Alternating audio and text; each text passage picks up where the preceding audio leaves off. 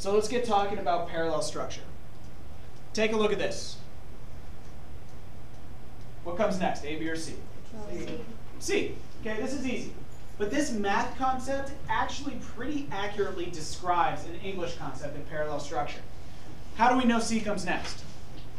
Because it's green pattern. Because it's a pattern. Okay, but now let me ask you this. If I took out all of the blue squares, what would come next? The triangle. The triangle. But would it be the same pattern? No. No. If I took out all the green triangles, what would come next? The square. The square, but would it be the same pattern? No. Both of those shapes are what to the pattern? Parallel. They're not parallel. A piece of. How about this? Are they important or are they not? They're important. They're important. Each part of this pattern is important. Is the square any more important than the triangle? No, you need both, right? You can't have this pattern without both. They are parallel. In math, when we talk about parallel lines, what don't they do? Intersect. They don't intersect. They don't touch. Parallel structure follows very much the same idea in English. And that's what we're going to be talking about today. Take a look at this sentence. What's wrong with this sentence? Read it for about 30 seconds. Keep it in your head. Think about what could be wrong with it.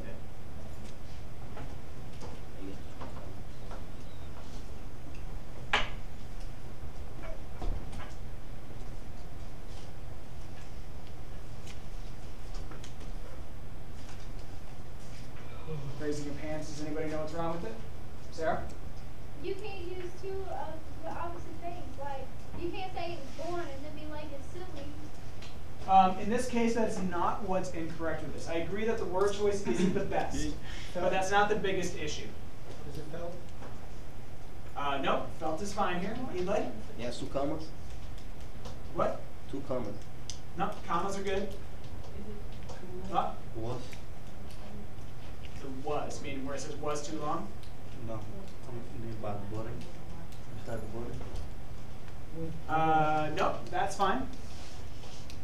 Tim?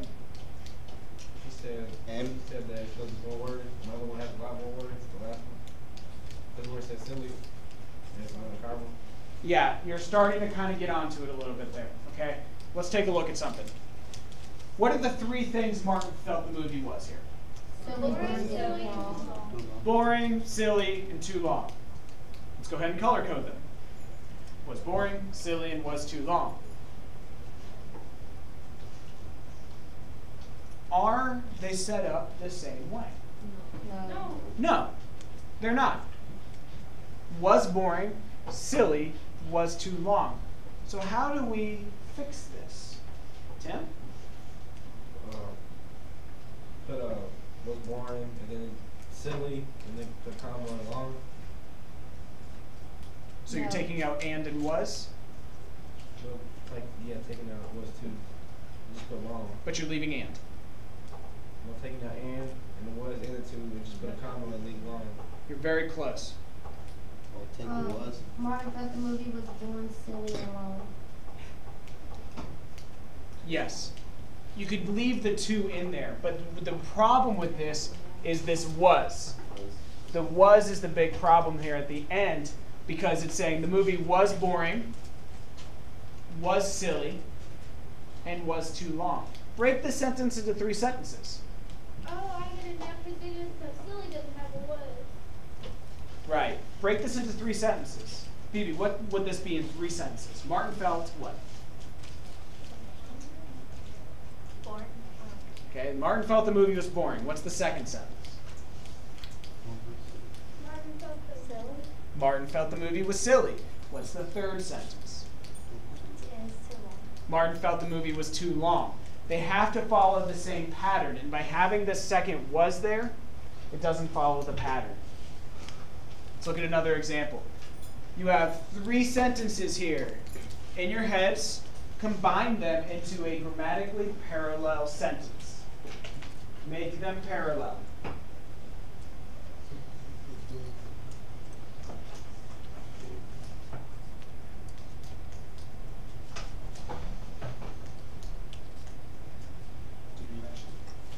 write it down? No, just do it in your head. I got it. Ashley, what do you got? Carol picked up her books, pens, and jacket. Carol picked up her boots, pens, books. Sorry, her books, pens, and jacket.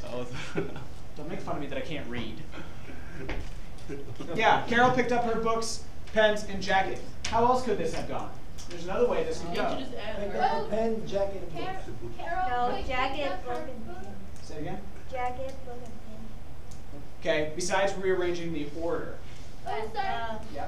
Carol picked up her books, her pens, and her jacket. Excellent. These are the two options. Carol picked up her books, pens, and jacket. Or Carol picked up her books, her pens, and her jacket. Each of them follow the same pattern, right?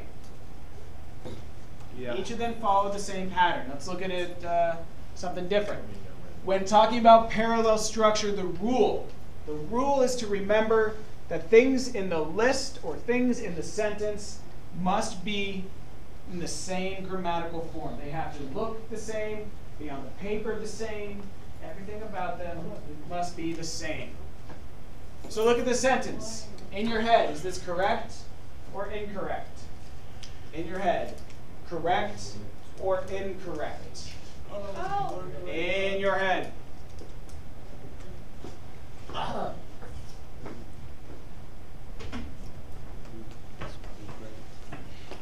Raise your hand if you think this is correct, that this is exhibiting parallel structure. This is correct. Raise your hand if you think this is incorrect, that this does not have parallel structure. Erhan, you raised both your hands. Because I'm not sure. The right one was for correct, the left one was for incorrect. In this case, it's incorrect. Ah, I told you. It's incorrect. How about the next one? Here's the difference, just in case you didn't see it. A and B. A and B. The two went away. A and B. It's like being at the optometrist. Anybody ever go get their eyes checked and the optometrist is like, which is better, A or B? One or two? Okay, is this one correct? Yes. Raise your hand if you think this is grammatically correct. Dramatically? Grammatically. Parallel structure. It's a big word. Raise your hand if you think it's incorrect. Alright. This one is correct. Oh. Here's why. Paula went to work. That's the first sentence, right? Paula went to a restaurant. That's the second sentence. Paula went to the movies. Go ahead, Tim. Is this three different sentences in one whole sentence? This is one sentence, but do you see how I've broken it into three sentences? Yeah, but it don't sound right when you say Paula went to work, a restaurant, in the movies. How would you rather say it? Paula went to work at a restaurant in the movies. No. She went to work. I'm not saying like that, but I'm saying like you don't. But it's a list. It's saying she did three separate things. She went to work, she also went to a restaurant, and she also went to the But she movies. They're can't not do all three. related ideas. She can't do all three at the same time. Correct. But that's why she probably did them one after another. And then here's C. B, A, B, C. Huh? I like a Is this one correct or incorrect? Paula went to work, to a restaurant, and to the movies. I like this one better. This one I feel comfortable with saying this is correct, sir. Is this correct? Raise your Yes, hands. it's correct, sir. I have to admit. I know it's correct. Is this incorrect? Raise your hand. No, it is not. If you raise your hand, don't talk. Carlos, did you just raise both your hands too? I'm pretty sure you did. This one is correct. Paula went to work. Paula went to a restaurant. Paula went to the movies. Okay. Gotcha. Okay. But both, and this brings up an interesting point. Listen up, please. I'll wait. This brings up an interesting point. Tim's saying this sounds better to him. To me too. Okay? But here's the problem with saying that. Just because you like the way this one sounds better doesn't mean it's not parallel. Okay? But that also means there are different options. What about this one? In counseling, I think both talking and to listen are important. Nope. Nope. Nope. Work. Nope. No way. Fix it, Erhan. Well, sir, in counseling, I think both listen. Wait a minute. You didn't even switch it, sir. It's still on A. You're saying it's incorrect. I want you to fix it. Thanks. Okay, can you give me this? Just a little bit, like 1 minute. I think it's right. I think it's wrong. It's incorrect. You want me to correct? In counseling, I think talking and listening are important. Excellent. Thank you, Thank Jeremy, you. through air Thank you Hunt. very much, Jeremy. You didn't help me. You didn't help me. I just got the and. Okay. But if we look at this, I think both talking and listening, they have to be the same grammatical way.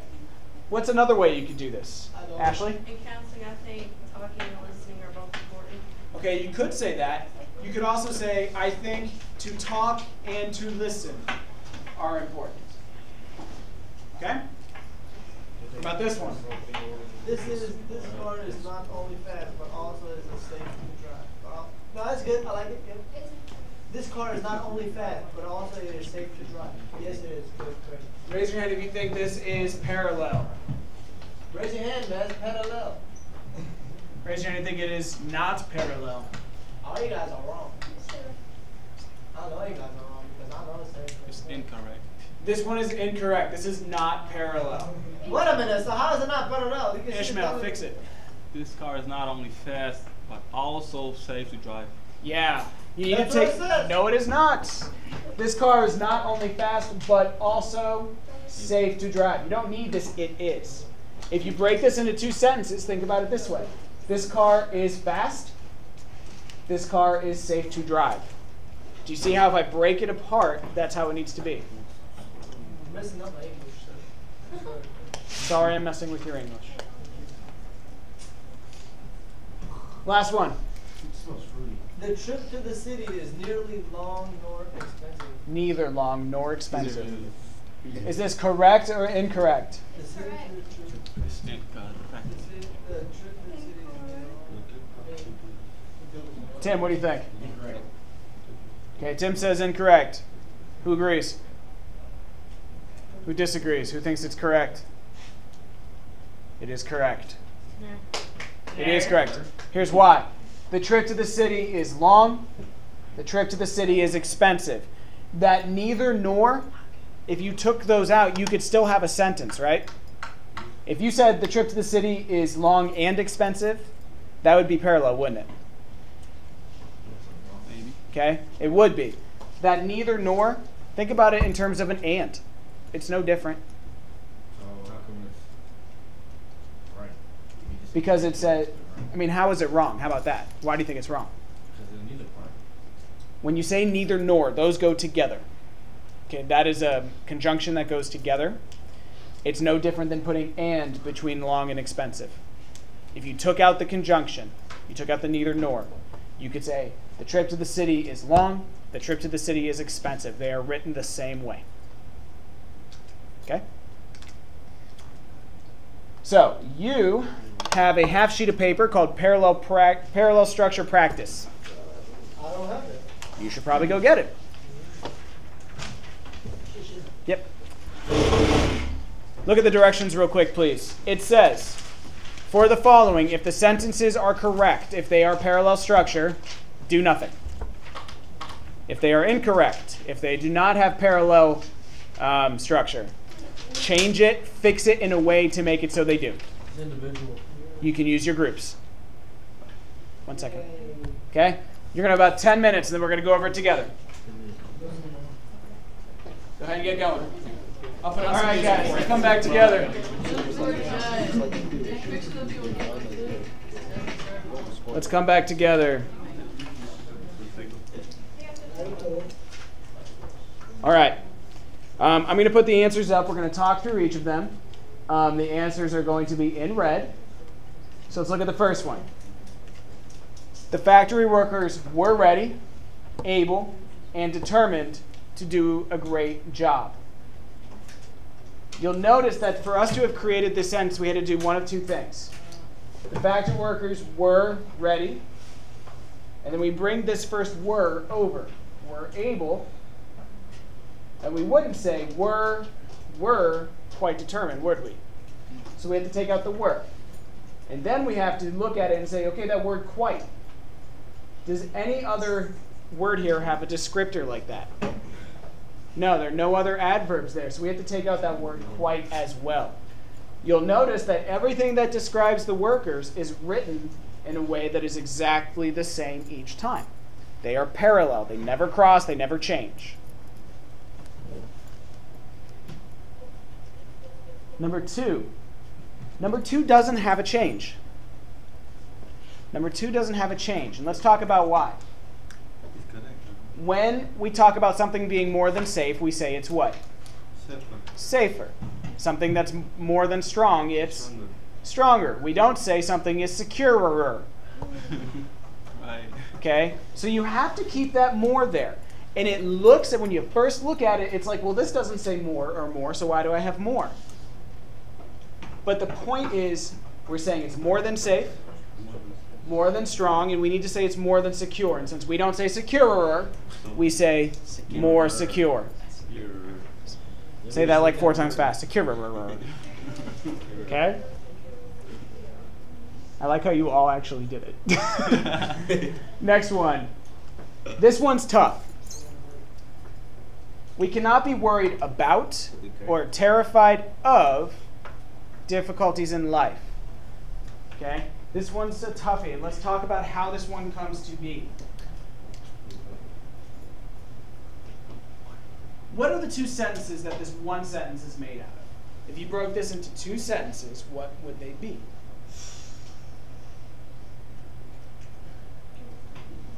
I'll give you one. We cannot be terrified of the difficulties in life. What's the other one? Worried. Is that it? Say it again. We cannot worry about the difficulties in life. We cannot be worried about the difficulties in life. We don't say worried of the difficulties, do we? We say worried about. So in this case, to make them equal, you need to throw this word about in. We cannot be worried about the difficulties in life. We cannot be we cannot be terrified of the difficulties in life. That word about gets thrown in to make sure that they are equal. That one is difficult. No, we had it. Oh, okay. You good? I'm great. This one has a couple of different options. The one I came up with, the actor taught his student how to read, how to stand, how to cry, and how to talk with fans. What's another way this could have gone? Erhan? The actor taught his students to read, to stand, to cry. And talk with. And to talk with fans. Okay? So you could have taken out all the hows except for the very first one if you had chosen to do that.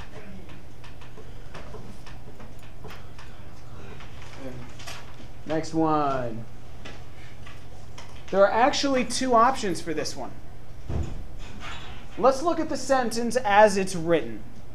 The requirements for a chemistry degree are not as strict as a medical degree.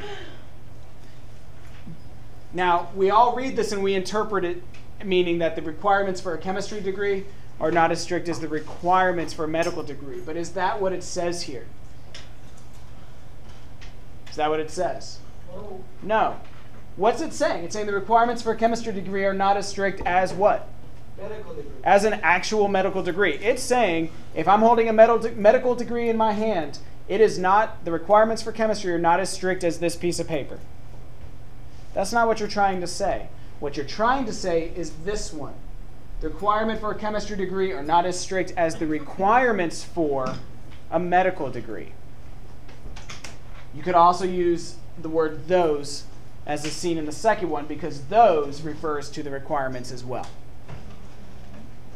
You understand that one?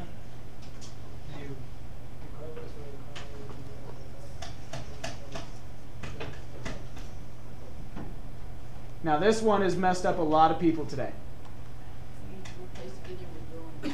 Here's the problem with this one. That word either is simply misplaced. When I use the word either, what am I about to do for you? I'm about to present you with what? Question. Questions, yes, but usually that question asks you to make a what? Choice. By putting the word either here, I'm saying either you can join the Army or Navy. What comes next? Either. No, it would be or do something else. By putting the word either at the beginning, I'm saying your first option is to join the armed forces, whether it be Army or Navy, or you can do something else afterwards. What is the sentence actually trying to say? What is your choice? You can either join the Army or the Navy. Right. And so for here, this is why the second option is better. By putting the either in the middle, it shows that you can join either the Army or the Navy. Okay, that one's tricky.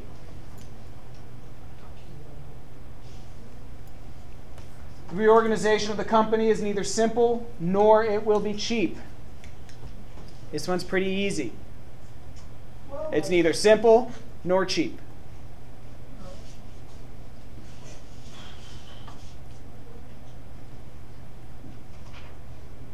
Number 8.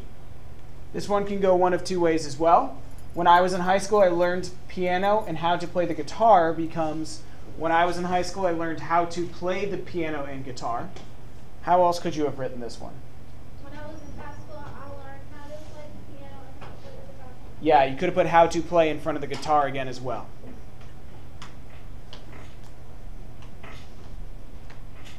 Nine is also difficult. This it's right here. What's wrong with that it's? Not appropriate. Doesn't need a capital. Needs an apostrophe. This it's means what? This is a word, ITS. It does not mean it is. It's a name. It is not a name. It is not plural. It's singular. It's possessive. Possessive means to own. Okay? If instead of saying Ishmael's pencil and I say his pencil, that word his is a possessive pronoun. Its is a possessive pronoun. Did you use it in a sentence? I just did.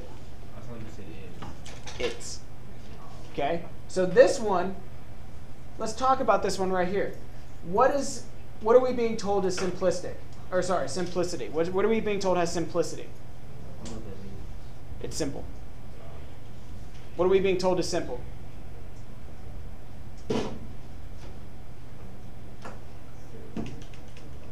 Hey guys, I need up here.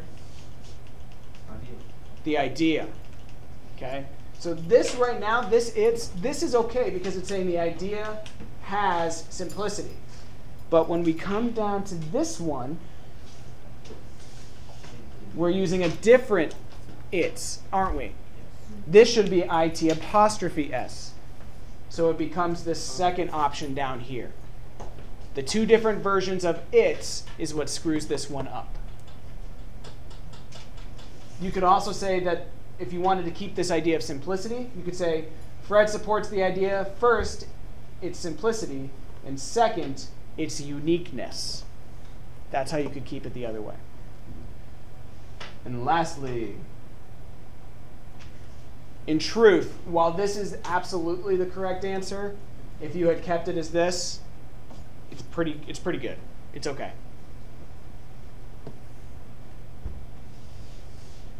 Raising of hands. And I know this is the first time you've seen this. I know it's difficult. Raise your hand if you're starting to get the idea of parallel structure. You're starting to kind of understand what it is. You may have to work on finding it, may have to work on using it, but you're getting the idea. I am. I really am. Okay.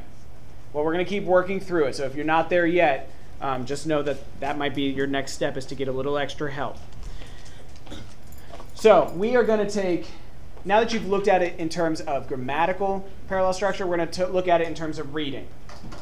So we're going to take about 2 seconds of notes here. On your guided note sheet, you have 2 sections. One that says, what is it? And the other one says, why is it used?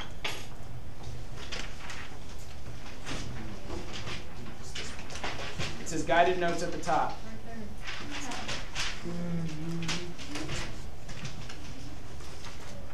So, the first paragraph here goes under what is it? And the second paragraph goes under why use it. I'm going to give you guys about 30 seconds to write these. Oh.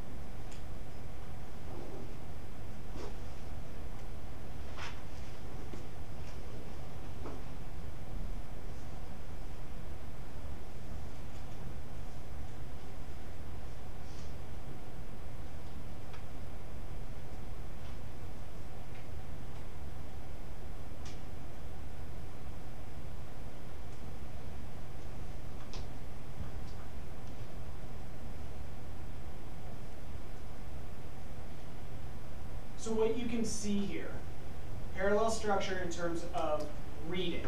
Okay, because we just talked about parallel structure with writing, now we're talking about it with reading.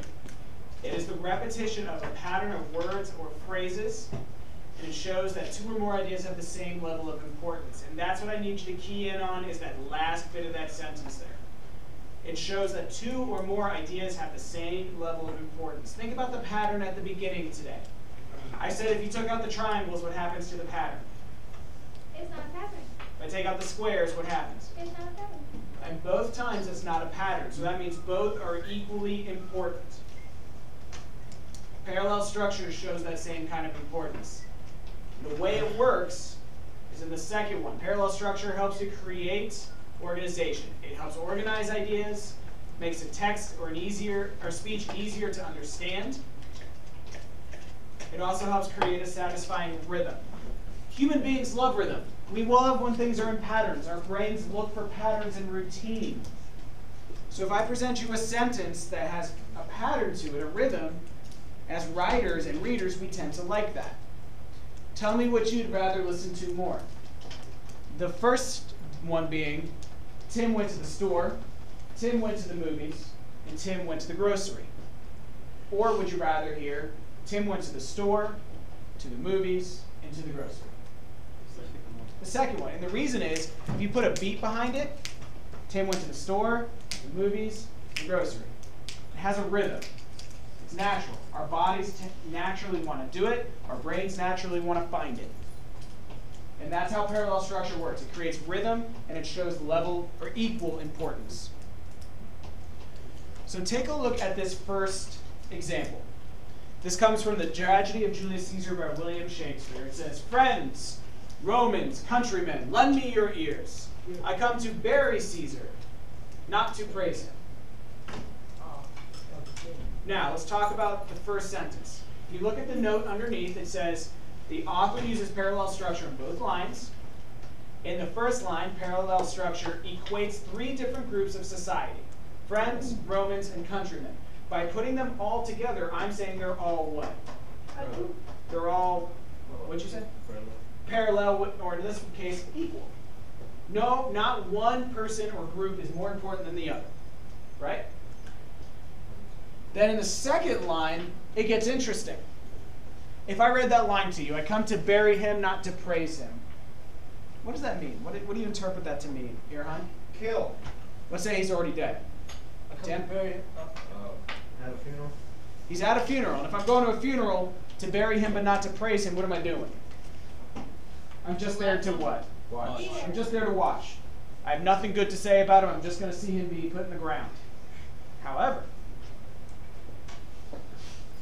look at these bolded phrases here. Parallel structure.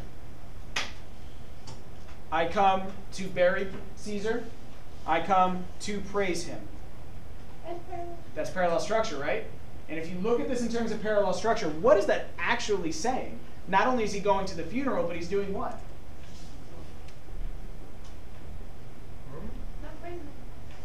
Look at this again. And guys, this isn't going to come easily, so make sure you're looking up here. If you look at this through the lens of parallel structure, I come to bury Caesar. I come to praise him. What is he actually doing? Coming to see him one last time. He's coming to see him and praise him, to say good things about him. Now, in the story of Julius Caesar, the person who spoke this was actually coming to lament and make fun of the people who killed Caesar. Caesar was the ruler of Rome. So this person was upset that Caesar was killed, but he had to put on a show because he didn't want to be associated with Caesar. So he was kind of doing it sarcastically. So the parallel structure allows us to see that. Look at this line from Abraham Lincoln's Gettysburg Address. The world will little not nor long remember what we say, but it can never forget what they did. Abraham Lincoln says what about the Battle of Gettysburg? People will not what? Remember what? They said. They will not remember what they say, but what will people do about the battle? What they did. Remember what they did. But look at the parallel structure.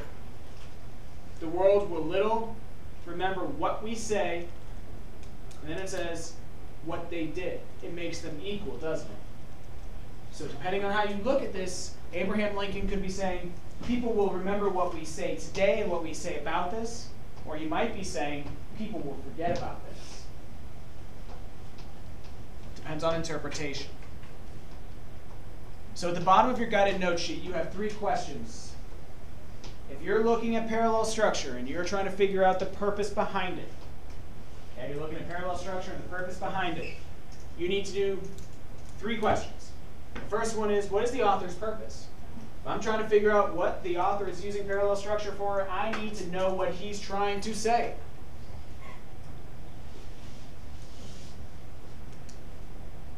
The second one is, how does the repeated structure relate to the author's purpose? If we see the structure and we see the purpose, how are they going together? What purpose is being served? And the last one is, why would the author want me to notice that in the first place? Why even use it?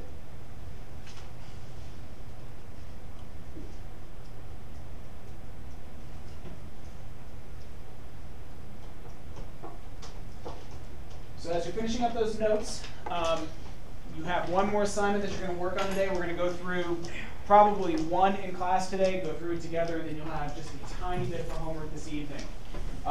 Need to look at the paper that says Analyze Parallel at the top. It has 2 passages.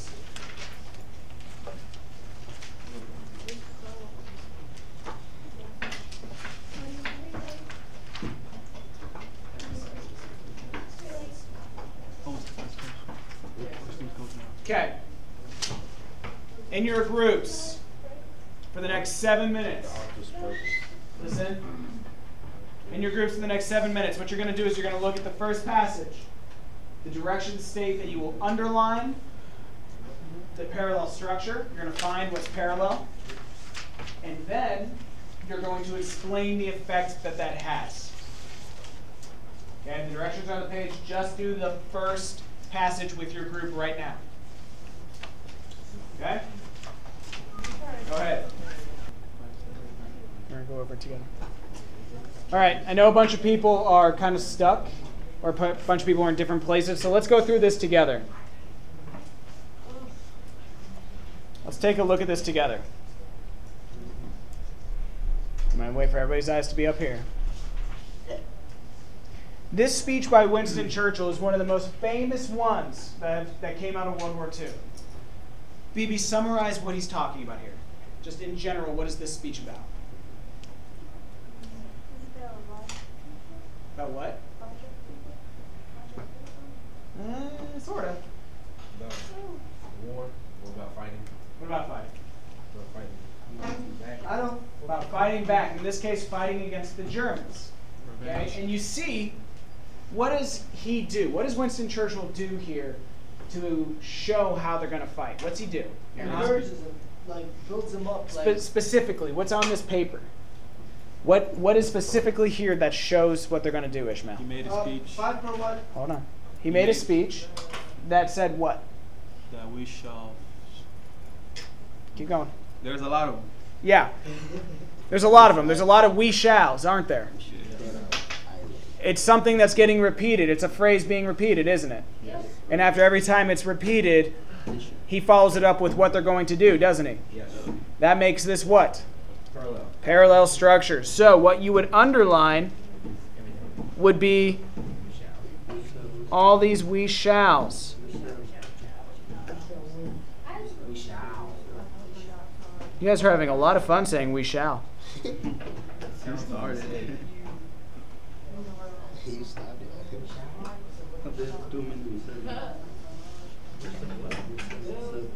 Okay, now, this has two effects. And I'm going to wait. This has two effects. Imagine you're listening to this speech. We shall not flag or fail. We shall go on to the end. We shall fight in France. We shall fight on the seas and oceans. We shall fight with growing confidence and growing strength in the air. We shall defend our island, whatever the costs may be. We shall, we shall, we shall, we shall. If you're listening to this, what's happening to you, the listener? You get we shall stuck in your head. True. You think this guy's crazy? Feeling No. interested. He's the Prime Minister of England. He wasn't crazy. We shall, we shall, we shall, we shall. He keeps saying it, but the parallel structure is actually doing something to the listener, Ishmael. Me? Yeah, didn't you have your hand up? He is trying to make them agree with him. He's trying to make them agree. Let's talk about ethos, pathos, logos. This is ethos, pathos, or logos. This we shall defend our island. We shall fight them on the seas. We shall fight them in the air. This is pathos.